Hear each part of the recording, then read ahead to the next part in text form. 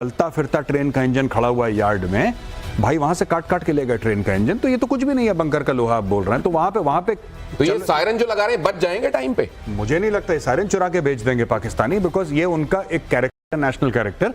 ये आप कह रहे हैं ना कि सरिया चुरा के ले गए, हाँ। ये सरिया सिर्फ चुरा के नहीं ले गए, ये कई सारी चीजें हैं। ये एयरपोर्ट का फेंस चुरा के ले जाते हैं। जब 9 मई में इमरान खान की वो हुए था कि उसके बाद प्रोटेस्ट हुई थी, तो कुछ भीड़ जिसमें पीटीआई के वर्कर नहीं थे, जनरली भीड़ गई थी वहां पे क्वेटा एयरबेस के आसपास जो फेंस था, तो उन्होंने लगा कि ठीक है बहती गंगा में हम भी हाथ धो लें। वो करीब 200-300 मीटर का फेंस चुरा के ले गए, बाजार में कबाड़ी वाले को बेच दिया। तो ये कोई नई बात नहीं है जो आप बता रहे हैं। हर दिन वहां की मीडिया में रफेल आया, पीओके में आके रेकी करके चला गया, इस तरह की बातें हो रही हैं। बिल्कुल सही कह रहे हैं। ये हास्यास्पद लगता है कि अभी कुछ गया नहीं है, अभी तो सिर्फ करवट बदली है। कोई चीज आसमान में गर्जी तक है, तो इनको बिजली गिरी नहीं है, बिजली तो गिरना बाकी है। और ये जो आप पूछ रहे हैं एक्सप्रेस वे जो हम एक्सरसाइज कर रहे हैं, ये पहले हमने यमुना एक्सप्रेस वे पे की थी, और लैंडिंग करके ये डाइवर्शनरी एयरफील्ड्स या in distress you want to exercise, उसकी एक प्रैक्टिस हो रही, वो भी एक डेमोन्स्ट्रेशन है दिखाने के लिए। हम ऐसा नहीं है अपने एयरफील्ड से उड़ान भर सकते हैं, हम अपने एक्सप्रेसवे से भी उड़ान भर सकते हैं। हाँ। और ये अपने आप में बहुत बड़ी चेतावनी है। हाँ। जो आपने कहा ना कि इनके डर की कोई सीमा नहीं और हमारे चोट की कोई इंतहा नहीं है। और अगर ऐसा है तो ये कुछ ऑप्शंस हम यहाँ डिस्कस कर रहे हैं, आप देख रहे हैं गौरव स्क्रीन पर। ये असल में कुछ लोग ये समझ रहे हैं कि इस समय डिले हो रहा है भारत की तरफ से। ये डिले हो रहा है क्या, नंबर एक, या ऑलरेडी काम शुरू हो चुका है और इसको जो डिले के तौर पर देख रहे हैं वो डिसेप्शन में है? जी देखिए, ऐसा होता है कि कई चीजें ऐसी होती हैं जो हो जाती हैं, जो पब्लिक स्फेयर में नहीं आती हैं, और कुछ चीजें होती हैं जो सामने से नजर आती हैं।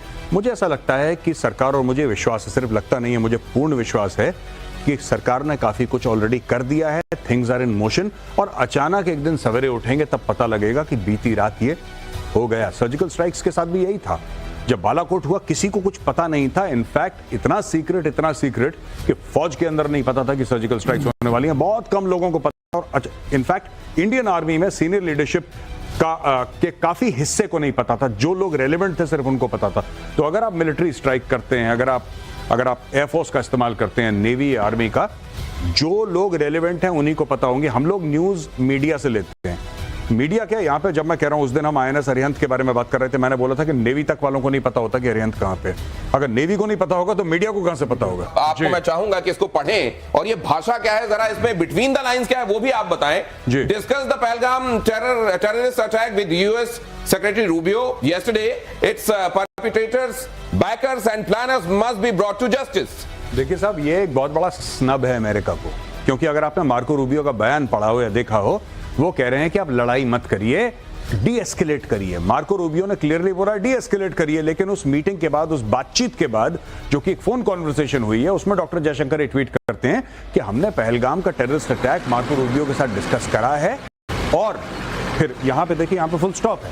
हमने आपसे डिस्कस कर दिया, ये एक कहानी खत्म हो गई। दूसरी कहानी है कि जिसने कराया और जो उसके बैकर्स हैं उनको हम, तो ये बड़ी इंपॉर्टेंट बात है, और इसको क्लोज इन करके यहां पर दिखाइए। ये कहा जा रहा है कि आप इसमें फुल स्टॉप का मतलब समझिए, ऐसा नहीं है कि वो कॉमा है और कंटिन्यूएशन में सारी बात कही जा रही है। Discuss the Pahalgam terrorist attack with US Secretary Rubio yesterday and there comes a full stop means the sentence up till here only, period. उसके बाद its perpetrators, backers and planners must be brought to justice। मतलब क्या, America ने ये कहा होगा आप restraint करें, आप डीएस्केलेट करें, और यहां से कहा गया होगा माइंड योर बिजनेस, हमको मालूम है कि क्या किया जाना है। हाँ, ये कहा गया। यही मैं कह रहा हूं। मैं ये कह रहा हूं कि इस ट्वीट में 2 सेंटेंसेस हैं, और पहले सेंटेंस और दूसरे सेंटेंस का एक दूसरे से कोई रिश्ता नहीं है, मैं ये कह रहा हूं। तो ये आज का भारत है जिसको ये बताते आता है, वो अमेरिका हो, चाइना हो, खुद को समझने वाले सुपर पावर्स हो, कि हमको क्या करना है वो बताया ना जाए।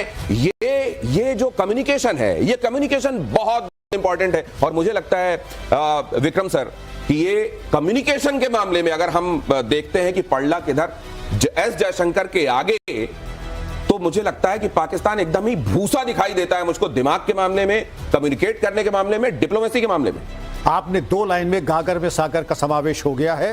एस जयशंकर साहब ने जो फरमाया है उस पर सभी कुछ समाहित है। बिस्मार्क ने कहा था, right politely, speak speak diplomatically, one observes the rules of politeness even in the declaration of war. युद्ध की घोषणा में शिष्टाचार का, हम लोग पाकिस्तान की तरह थोड़ी हैं कि हम उतर आए गाली गलौज के ऊपर, लेकिन आप कहाँ देखें एस जयशंकर परिमार्जित परिष्कृत भाषा, संतुलित भाषा, और पाकिस्तान की भाषा ले लीजिए, उनके मेंबर्स ऑफ पार्लियामेंट की भाषा ले लीजिए, वो तो गाली गलौज में लगता है अंताक्षरी के पारंगत गोल्ड मेडलिस्ट हैं, और यहाँ हमारा सामान शिष्टाचार। सर वहां एक शब्द बड़ा यूज हो रहा है, मैं वहां की मीडिया में, खासतौर से प्रिंट मीडिया में क्या इस्तेमाल हो रहा है वो देख रहा हूं। गौरव, एडवेंचरिज्म बहुत इस्तेमाल करते हैं, वो क्यों करते हैं ये भी आप बताइएगा, लेकिन उससे पहले जरा ये देखिए, हाफिज सईद, मसूद अजहर, इनको किसी जैसे जैसे कहीं पर अगर कुछ होता है और मां को दिक्कत होने लगती है ना, अपने बच्चों को लेकर छिपाने छिपने की स्थिति आ जाती है। देखिए कितना वात्सल्य उमड़ रहा है इन टेररिस्ट के लिए। ओसामा बिन लादेन एबटाबाद में मारा गया था, लेकिन उसके बाद बहुत सारी रणनीति छुपाने को लेकर भी वहां पर बदली गई है।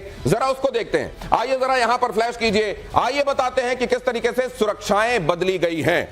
अरे दाऊद इब्राहिम को छिपा कर रखा हुआ है, मसूद अजहर को, हाफिज सईद को कैसे प्रोटेक्ट किया जा रहा है, जरा देखिए। और ये जरा गौरव आइए और समझाइए। मुझे लगता है ये बड़ा चेंज है, क्योंकि हम जब देखते हैं एबटाबाद वाले मामले में तो एक ऐसी जगह थी जहां उसको एक तरीके से फ्लैट देकर रखा हुआ था जी। लेकिन अब ये जो जगह है ये बस्ती वाला इलाका भी है, और ये बंकर वहां बनाकर छिपाया गया। मतलब एक तो कि अगर कार्रवाई हो तो कोलेटरल डैमेज हुई हो जी, और साथ में शायद बस्ती देखकर लोग गुरेज करें, और वहां पर अब कोई अपार्टमेंट नहीं है, बंकर है। मतलब किस तरीके से इन्होंने अपने आतंकियों को छिपाने के लिए स्ट्रैटेजी बदली, जरा वो समझाएंगे।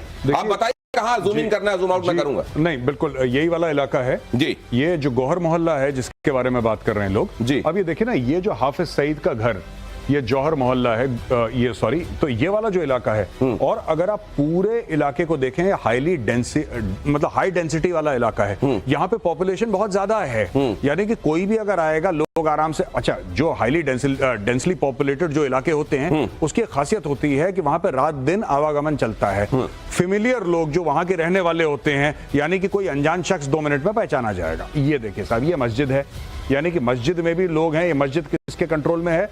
मस्जिद इनके कंट्रोल में है। ये मदरसा जो है किसके कंट्रोल में है? हाफिज सईद के कंट्रोल में है। और ये जो रिहायशी इलाका है, ये कौन है? यहाँ पे पूरी इनकी टीम रहती है, और बंकर इन्होंने यहाँ पे बना रखा है जो उनका घर है। तो यानी कि ही इज प्रोटेक्टेड। ISI और SSG स्पेशल सर्विसेज ग्रुप जो है पाकिस्तान आर्मी का, उसके कमांडो डिप्लॉय कर रखे हैं, और ये लोग प्रोटेक्ट कर रहे हैं। अच्छा ये बताइए कि ये तो यहाँ पर आकर छिपा हुआ है, हाँ जी, असीम मुनीर कहाँ छिपा हुआ है? Why is he missing in action? अब देखिए, आप 7 दिन पहले परेड के लिए गए थे, वो अभी तक आए नहीं है। 7 दिन से परेड चल रही है। वो परेड करते करते कहीं लंदन या कहीं और तो नहीं निकल गए? क्योंकि घर वालों को तो परेड कराई थी उन्होंने बाहर के देशों में। जी, घर वाले पहले भेज दिए थे इन लोगों ने अपने जितने, और सिर्फ आसिम मुनीर नहीं, इनके टॉप 3 स्टार जनरल्स ने, लगभग सभी ने, सबके घर हैं बाहर, और सबके बच्चे और सबकी बीवियों के डुअल नेशनैलिटी है। कोई ब्रिटिश सिटीजन है, कोई अमेरिकन सिटीजन है। पाकिस्तान का लॉ अलाउ करता है डुअल सिटीजनशिप। सब लोगों ने अपने लोगों को बाहर भेज दिया, पैसे डॉलर जेवर लेके। ये पैसे डॉलर जेवर लेकर अगर उनको वहां, ये देखिए आप, ये वहां की फौज है। ये इसीलिए कहा जाता है कि बाकी जगहों पर किसी एक मुल्क के पास उसकी सेना होती है, और यहां पर एक सेना के पास उसका मुल्क है। ये कितना बड़ी आयरनी है। और वहां की आवाम को इतने सालों में, इतने दिनों में ये समझ में नहीं आया कि क्या खेल हो रहा है। ये बहुत बड़ी आयरनी है दिनेश। एक बार इन्होंने, आपने